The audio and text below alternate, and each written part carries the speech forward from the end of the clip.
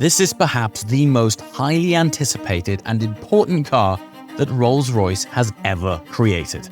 For over 100 years, this luxury-defining brand has set the benchmark for opulence and refinement, underpinned in the last decade by a category-defining V12 power unit that propelled its cars with effortless energy.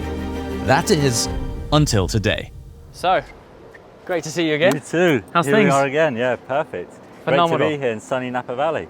With a real driving car. This is Exactly. very, very excited. Exactly. So, I know we've done the in-depth Yeah. walk and talk, and we're going to put a link in the description below if you want to see the in-depth talk. But I thought before we get on the road, it would be good to introduce these guys to like a top-line overview of why the car is so special to Rolls-Royce. Yeah, for sure. I mean, first and foremost, as you said, it's a Rolls Royce, and that was what really drove us, is that Spectre should be a Rolls Royce first, and secondly, of course, an electric car. So from your time talking with clients, and I mean, I know you've been like researching it for years and getting feedback, what are the main sort of key points that you've received from clients that they're like, listen, what we really enjoy about Rolls-Royce experience has been this, can you try and engineer it into Spectre? Yeah, I think firstly the design character. When clients come and they see the car, so many say, you know, it's unmistakably Rolls-Royce. We've got the grille, the Pantheon grille, the spirit of ecstasy, the proportions, you know, the three key lines that you see on all Rolls-Royces. We've retained all of that. Secondly, the driving character, you know, and the engineering team have worked tirelessly to make sure that it accelerates like a Rolls-Royce. We still have that waftability.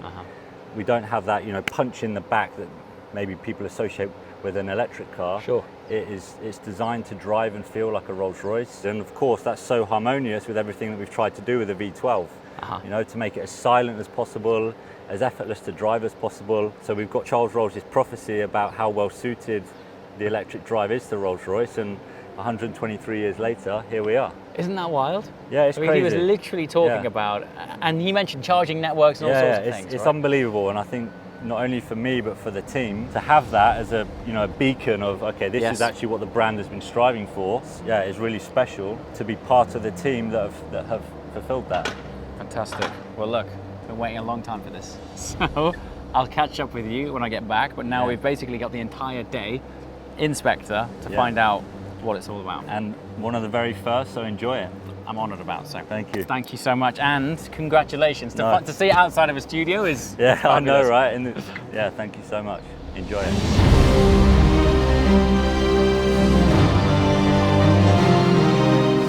So Rolls-Royce don't exactly launch a new car every year. In fact, if you look at the lifespan of Phantom 7, for example, that was around for 14 years before Phantom 8 came around. Now, I set that context because not only do Rolls not launch new cars very often, but new product categories, that is an entirely different ballgame, and that's exactly what we're in today. Welcome to the all-new 100% electric Rolls-Royce Spectre.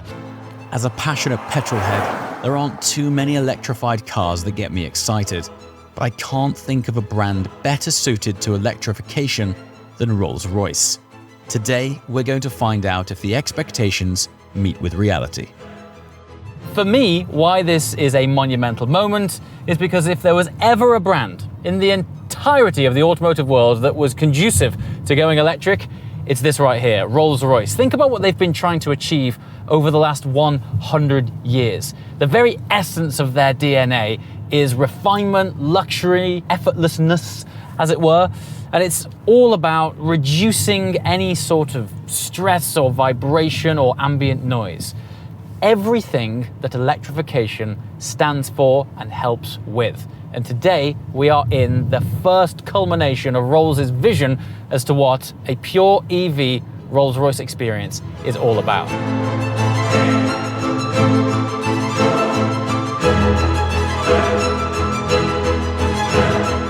Now, unlike most car brands, I've actually sat through 2 technical presentations over the last 24 hours with Rolls-Royce to sort of get a fundamental top-line understanding of what this car is all about. And not once have they mentioned horsepower, torque figures, 0 to 60 times. It's because Rolls-Royce is exactly that. They're Rolls-Royce. There's a reason why Other luxury segments in other industries use Rolls-Royce as the benchmark to convey their standards. We are the Rolls-Royce of hotels. We are the Rolls-Royce of this experience or that experience. These guys are the benchmarks, and they just so happen to have 4 wheels. And today, we are going to see how they've managed to evolve the distillation of driving luxury to an entirely different level by taking out the iconic V12 and putting in 100% EV drivetrain. This really is the stuff that you cannot Google. You can check out all of the facts and stats about the torsional rigidity of the chassis and all of that jazz. But really, Rolls-Royce for me is the intangible, the invisible emotions that you feel that is difficult to convey. So bear with me while I talk about how this thing feels like you are on a maglev form of magical transport. I am not kidding. From 0 to around about 60 miles an hour, I feel, is its sort of sweet spot window. What I mean by that is the rolling resistance, the complete lack of friction, the effortless energy. It's like this malleable ball of torque. But the difference with this car and other cars is that while under most cars, under your right foot, on the accelerator, you feel this tangible ball of torque ready to go. This is like having a vast magnetic energy in front of you that is drawing the car frictionlessly along the road. In fact, along the road is almost a disservice because there are bumps that I am seeing with my eyes that are quite literally not being conveyed through the suspension itself. That in part is due to the fact that this has the largest and most sophisticated air ride system on any car ever made. It's just a totally different ballgame. The suppliers which Rolls-Royce partnered with came to the table at the early development stages of this car with the very best they had to offer. And then Rolls-Royce went, that's nice, now we can start work on them. They literally said, that's not good enough. The best components in the world are not suitable for the driving experience that we are trying to achieve to take things to the next level.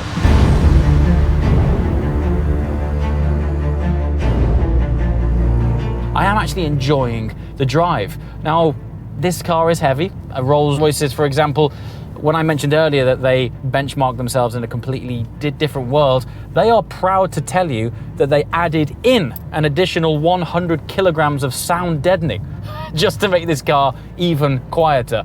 I've never spoken to a brand who is proud of the weight that they've added to their cars, but as I mentioned, Rolls do things entirely differently. But why this thing drives so well, there's an incredible amount of algorithms and processing that's going on within their proprietary suspension and chassis system. But of course, with it being an EV, that ultra dense battery pack is sat super low, so the center of gravity just sort of helps disguise the physics of the size of this car. That's the other thing that is very difficult to convey on camera, is the presence of Spectre. And then its scale. This is the spiritual successor to the Phantom Coupe, which means it's by and large a pretty big car. It's 2 meters wide, and yet the way it handles, very advanced rear wheel steering, as I mentioned, massive low center of gravity, but the air ride suspension, despite the fact that it does this witchcraft job of ironing out the creases, bumps and undulations in the road, ultimately the very fancy tech that sits behind the anti-roll architecture of the car just keeps it incredibly level. Now, a very subtle detail which you probably didn't expect me to talk about is the diameter of the steering wheel, both in circumference and thickness of the wheel itself. Now, if you look at Phantom 8, what speaks volumes as to the ethos of that car is the diameter of the steering wheel itself. As a circumference, it's larger than most cars. It's almost akin to sort of sailing a ship, whereas in this is probably the, I guess, thickest steering wheel that I felt in a Rolls-Royce. And weirdly, subconsciously, when you hold it, it suggests something. It suggests that it is more of a driver's car than perhaps other cars that they have made historically. And then when you tie all of these components together and you throw it into a tight corner on this hot asphalt, all of a sudden you're thinking, yes, it would be fantastic for chauffeuring guests around, but when the car's empty, there's also the ability and perhaps a sort of 15-20% DNA, which has a sort of spirited driving character to it. After all, you do have a massive amount of power underfoot and a vast amount of torque.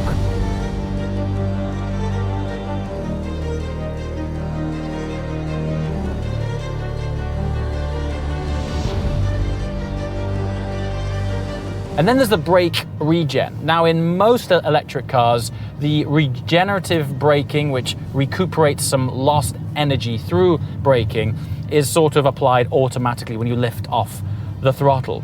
Now, in this, Rolls-Royce being Rolls-Royce, have come up with two settings. They have a setting where regen is on, and they have a setting where you could, on this stalk here, press this B button, and then regen is off. The reason for that is due to customer feedback and ultimately a lot of research. And the reason for that is clients have fed back to Rolls-Royce that one of their favorite characteristics of driving a Rolls-Royce is actually more akin to sailing a Rolls-Royce.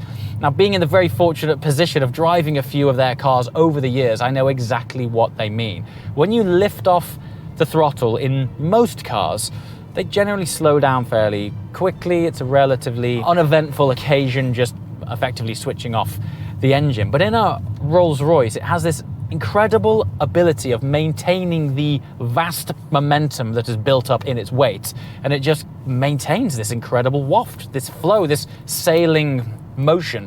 And then you sort of build up a technique of what it's like to drive a Rolls, and that involves feathering the throttle very lightly once it's found its movement, and you just sort of sail it along the road. Now, of course, that would be impossible with brake regen, because as soon as you lift off, it would therefore slow down. So Rolls has engineered in the ability to turn it off and turn it on should you wish to sail your Spectre down the road.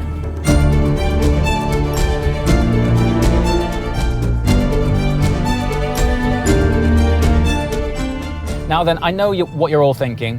What's the range? What is the range of this electric car? Now, it's a big electric car, so you'd be forgiven for thinking that it might have a superior amount of range. Actually, I don't think it does. It's just over 300 miles, and I'll be interested to see how the comment section reacts at this point.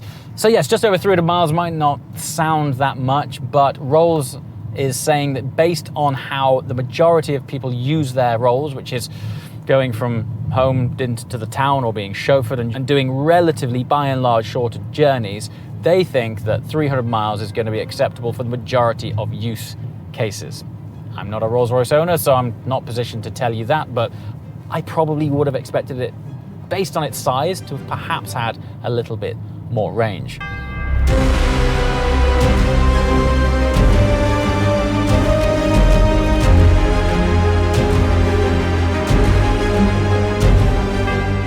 Now then, you would be forgiven for thinking that the ambient noise that you're hearing right now is tyre sound or road noise or external wind noise. The chances are it's probably the air conditioning. Listen to that. That's how quiet this car is. The air conditioning breeze is louder than the ambient sound of the entire car. It is ridiculous. I actually drove this car for the first 5 feet and stopped because it's the most unique sensory experience from a luxury automotive product that I found in the last decade. I'm sure a good proportion of you have probably experienced the sound isolation of noise-cancelling headphones. Imagine when you step into Spectre, the automated door closes, the soft close almost creates this private vacuum that isolates you away from the rest of the world, and it feels like you're existing in a mobile set of giant AirPods. That is what the serenity of this car is truly like. It's a really strange feeling at first, but after a few miles, you wouldn't want to experience anything else. I would honestly say the tranquility in here probably makes an S-Class feel like a Ford Mondeo. And I'm not exaggerating. It's quite a remarkable and at first strange thing, but in terms of ultra, and I mean ultra refinement, luxury, effortlessness, this is definitely, unequivocally, the new benchmark of automotive luxury.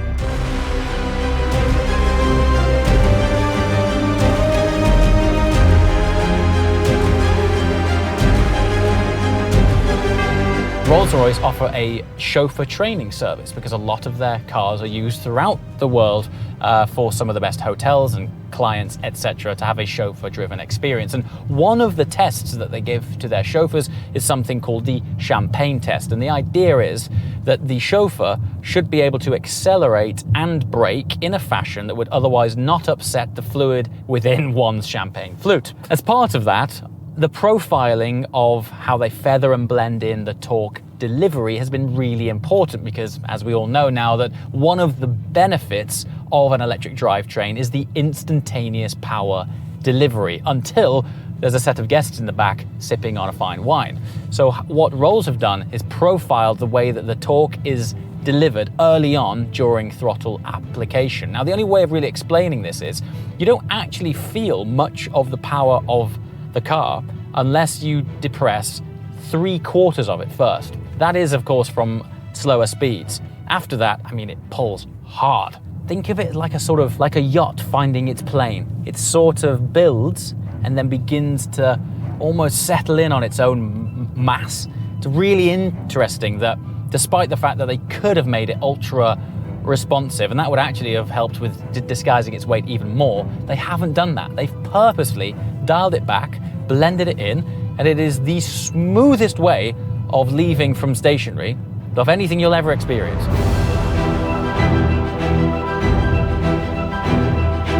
Right now I've been singing this thing's praises, I've been in it all day, and I'm genuinely trying to think what I don't like about it.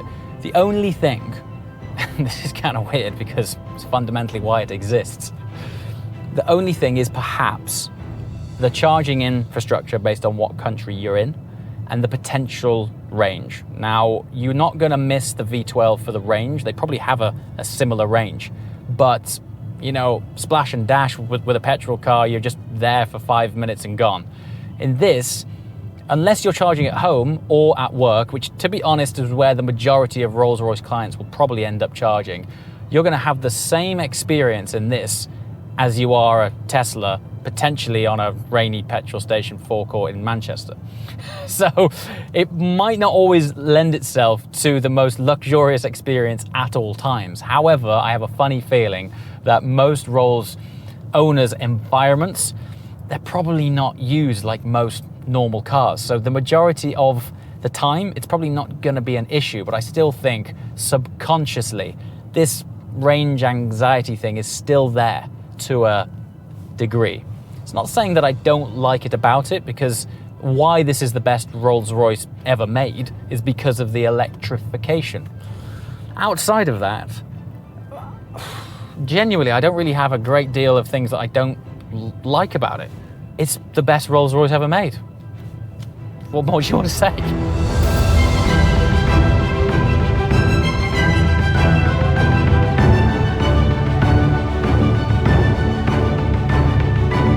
Welcome back. Debrief. How was it? Debrief. Just fabulous. I think its most defining characteristic from a driving point of view, it almost feels like a maglev car. It's so frictionless. I mean, the way that it builds momentum down a road is unbelievable. Yeah, it's amazing. It's Rolls-Royce dialed up to 11. It really is. You know, it's still got that character, but we've just turned it up a notch, which is truly incredible given how well the V12 has served us for so long and continues to. When those soft closed doors sort of vacuum shut, I liken it to the equivalent of like putting AirPods in. It's like you're in your own private vacuum. It just isolates the whole world. But the way that it gathers momentum, it's the most frictionless thing I've ever experienced, actually. Yeah, and it's, you know, we spoke earlier, almost instead of being pushed in the back, you've got this invisible hand which is gently gliding you forwards. Yes. It's phenomenal. It's so effortless, isn't it? Yeah, it really is effortless. It's brilliant.